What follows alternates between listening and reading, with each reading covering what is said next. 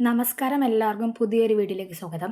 നമ്മൾ ഇന്നിവിടെ നോക്കാൻ പോകുന്നത് ഇനി വരുന്ന കമ്പനി ബോർഡ് LGS എക്സാമിന് വേണ്ടിയിട്ട് ജനുവരി 2026 കറണ്ട് അഫയേഴ്സിൻ്റെ ഒരു മോക്ക് ടെസ്റ്റാണ്.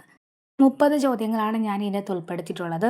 എല്ലാവരും വീഡിയോ മുഴുവനായിട്ടും കണ്ട് 30 ചോദ്യങ്ങളും അറ്റൻഡ് ചെയ്യുക. കൂടാതെ നിങ്ങളുടെ മാർക്ക് കൂടി വന്ന് കമൻറ്റ് ചെയ്യണേ. അപ്പോൾ നമുക്ക് ചോദ്യത്തിലോട്ട് പോകാം.